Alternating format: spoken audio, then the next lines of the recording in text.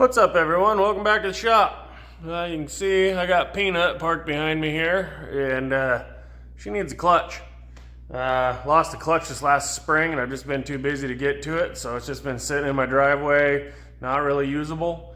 This is the Tuesday before Thanksgiving, and on Saturday after Thanksgiving, we go on our annual Christmas tree hunt, and I always take this pickup. So I'm dropping the transmission and we're gonna get this thing moving again.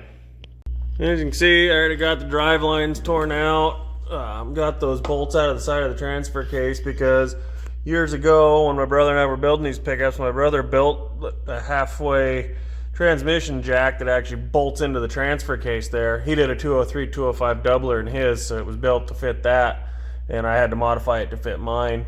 But yeah, I got some more stuff to pull off. I'm gonna have to drop the transmission cross member off out of there to be able to use that jack.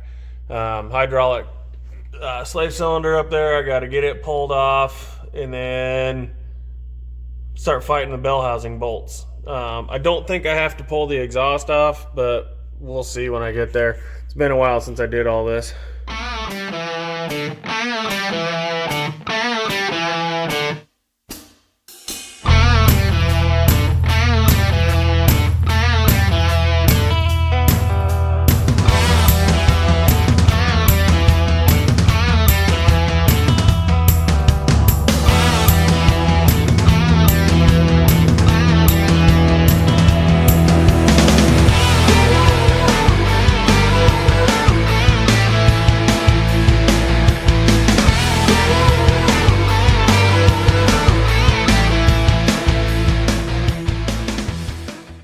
Yeah, I forgot I have to pull this whole center hump of the floor out and take the shifters off. I was hoping I'd do this a little quicker. Well, we got her loose. I can't quite get that piece out because the seat is hitting the firewall and it's hitting the seat, and I am not taking this seat out. So at least it's lifted up loose, and once I get everything dropping out of there, it should be able to clear the floor. I should be able to at least wrestle the floor up off of it.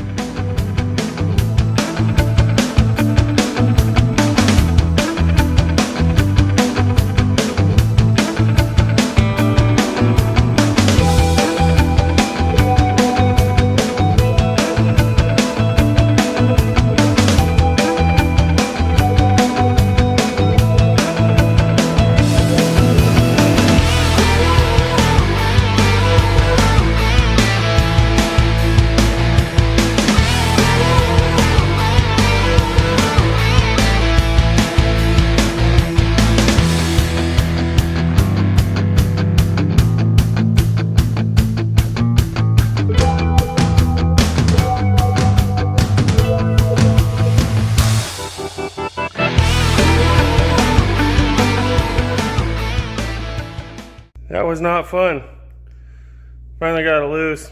I'm not going to take it all the way out. I'm going to pull it back just far enough that I can pull the clutch disc off, or the pressure plate off, pull the clutch disc out, and hopefully I don't have to pull the tranny all the way out. It's hitting on my O2 sensors in the exhaust and hitting on the floor because I didn't pull the transfer case shifter off. I was lazy. I should have taken all that off, taken the time to do it, but oh well, I'll make it work. Hard to get up in here to show you that, but that right there is actually the pivot ball for the clutch fork, and it is snapped off. So that doesn't help me at all, but yeah, the clutch is smoked anyway, so we're gonna yard her out.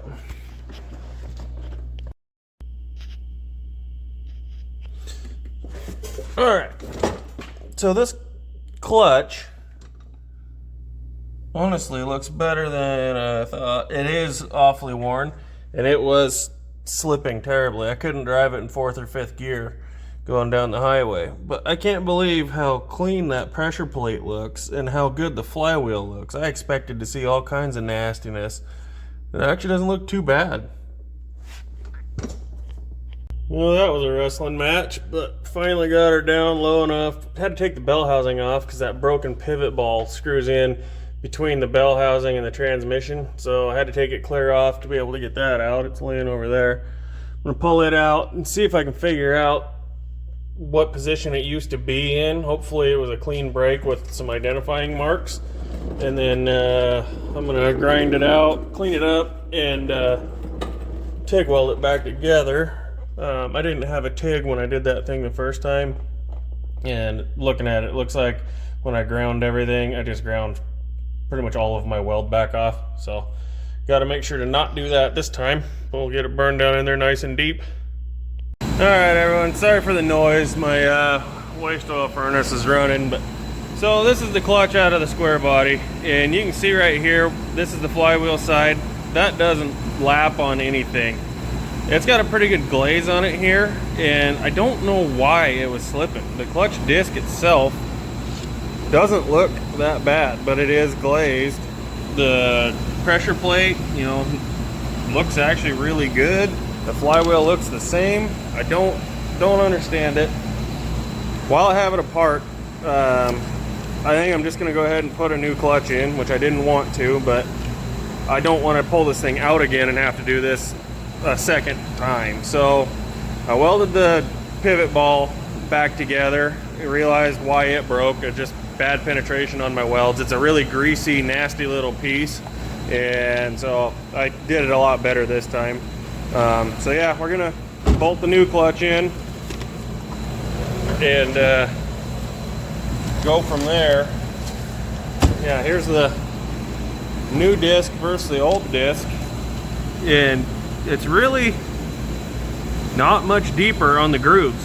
So don't know, we'll pop it in there and hopefully it fixes it for a few more years till I want to put an automatic in it anyway, so this will just get us by.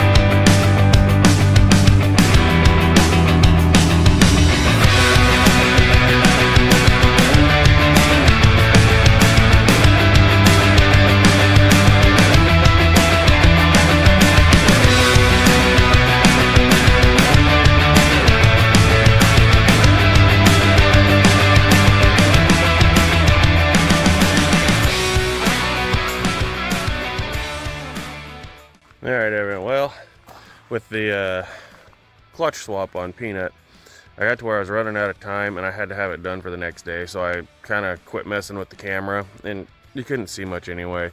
I got it wrestled back in there, put it in, and it fought me. For one, I was putting it in 4 low and I thought I was in 4 high.